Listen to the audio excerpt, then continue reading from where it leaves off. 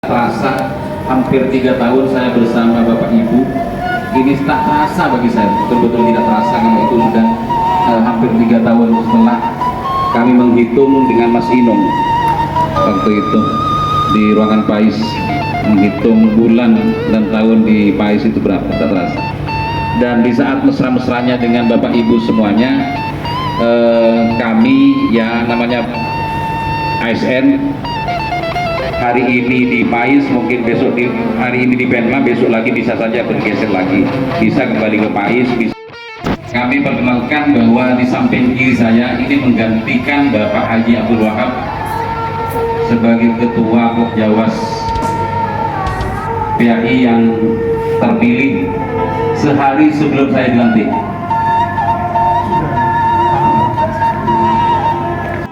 Karunia yang Allah telah limpahkan kepada kita semua, terutama Bapak Ibu dalam keadaan sehat walafiat. Ini nikmat yang tidak ada dari Allah Subhanahu wa Ta'ala. Mari kita syukuri bersama dengan meniatkan dan mewakafkan diri kita untuk beribadah dan mengabdi kepada Allah Subhanahu wa Ta'ala.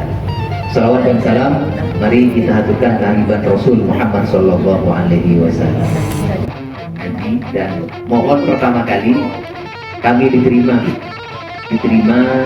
oleh Bapak Ibu sekalian, dan kami setelah diterima mohon untuk tidak pelit terhadap ilmu kepada kami, karena terus terang saja kami untuk urusan PAIS kami sangat nol, bahkan nol besar. Ketika ikut rapat pertama kali, Bapak Kabid PAIS Kanwil Jawa Timur langsung menanyakan tentang program cinta Al-Quran, menulis Al-Quran, program menulis Al-Quran. Dan kebetulan pada saat itu maka pada tanggal 10 kami bersama dengan teman-teman koordinasi, ada beberapa yang hadir dan pengurus, kami menyampaikan tentang program menulis Al-Quran. Ternyata yang sampai itu masih baru yang SMP, kemudian yang SMA, SMK, kemudian SD dan TK masih belum sampai atau masih di perjalanan, masih OTW. Bahannya masih OTW, karena maaf sudah kami sampaikan, karena memang kami kalau tahun-tahun sebelumnya langsung PAIS, koordinasi dengan PAIS, dari PAIS katanya langsung koordinasi dengan Jawa Timur, ini diserahkan sepenuhnya kepada organisasi masing-masing. Mata hijau, minta tolong Bapak Ibu sekalian, ketika di sekolah sedang bersih-bersih atau ada kegiatan menanam bersama anak-anak, itu bisa untuk diabadikan dan dijadikan sebagai laporan, sebagai pengingat bahwa laporan itu tanggal 27 terakhir. Mari kita bicarakan bersama-sama, dan pesan dari yang disampaikan oleh Bapak Kakanwil dalam Zoom kemarin, yang juga disampaikan oleh Bapak Kepala Kantor Kementerian Agama, bahwa mengembangkan kompetensi guru PAI adalah sebuah keniscayaan, ini hukumnya wajib. Pengembangan Bapak Ibu sekalian, kompetensi Bapak Ibu itu merupakan fardu ain atau kewajiban dan keniscayaan. Mengapa demikian? Karena kita agar tidak ketinggalan dalam. Semoga semua yang kita lakukan sore hari ini semuanya terima ibadah di hadapan Allah Subhanahu wa Ta'ala, dan berbuat barokah fiddin wa dunya wal akhirah, amin ya rabbal alamin. Yang kedua, salawat dan salam kita aturkan kehadiran Nabi Muhammad Sallallahu Alaihi Wasallam. Bapak Ibu yang saya hormati, sering kami sampaikan kepada para guru PAI bahwa yang punya SK resmi untuk mengantarkan anak ke surga salah satunya para ajunan guru PAI. Amin. Karena memang yang punya SK dan berkewajiban secara formal untuk menyampaikan ajaran Islam kepada anak didik kita di TK, di SD, SMP, SMA, SMK, itu adalah para guru PAI. Sehingga satu kebanggaan Bapak Ibu ditakdirkan oleh Allah menjadi guru PAI, yang nantinya kita pasti berharap dan berdoa semoga ilmu yang kita ajarkan bisa bermanfaat dan barokah untuk anak-anak kita semuanya, sehingga meskipun nanti kita sudah meninggal dunia, maka insya Allah para ajunan akan tetap mendapatkan pahala dari apa yang sudah diajarkan untuk anak-anak kita. Anak-anak kita bisa sholat karena di TK dan di SD diajarkan, maka guru TK sama guru SD mendapatkan pahala setiap sholatnya anak-anak kita.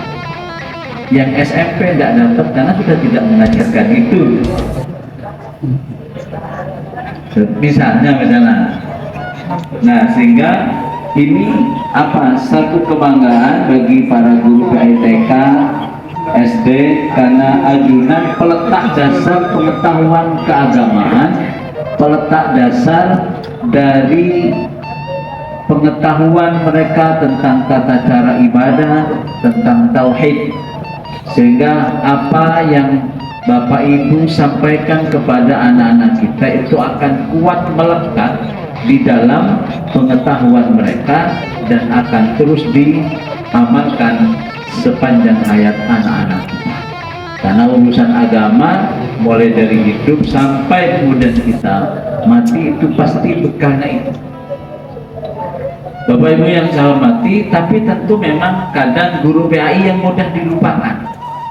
Ketika nanti sudah alumni, lupain.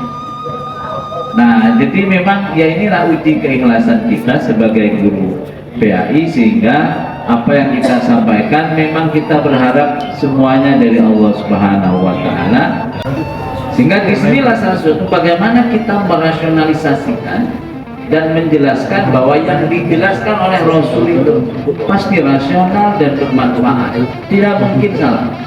Mungkin pengetahuan kita yang tidak sempit.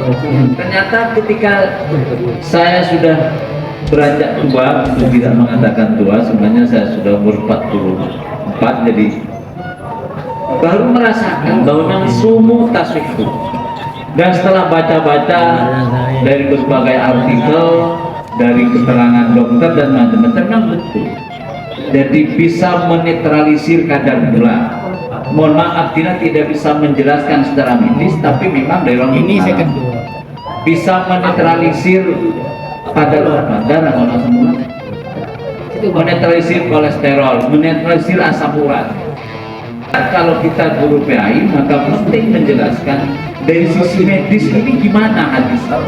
Karena kalau kesehatan tidak bisa ditanya melihatnya dari sisi ajaran agama normatif, ini satu kebenaran selesai. Tapi bagaimana menjelaskan kebenaran ini di masa sekarang, maka harus ada penjelasan secara medis bahwa ininya begini, ini begini, ini begini itu. Nah, ini biasanya sudah ranahnya yang SMP SMA. Sehingga perlu kita ada fakta-fakta dan fakta-fakta medis yang perlu kita jelaskan. Apalagi jamaah hari ini anak-anak kita sudah serba sangat rasional. Nah, sehingga tak bisa kita mengatakan sumu tasihoreng puasa sehat kamu. Anak-anak kita kan bertanya sehatnya di mana? Oh, saya tadi betul saja lemas ini begini. Malah yang punya emak itu sering ngapu dan macam. Bahkan saya baca itu juga bisa menyembuhkan kencing batu. Karena memang betul bagi jalan-jalan kan sering kencing dan kuning terus. Beda kalau tidak puasa. Nah, tentu banyak lagi lah, dan ini sebenarnya tinjauan kesehatan perlu kita memberikan penjelasan.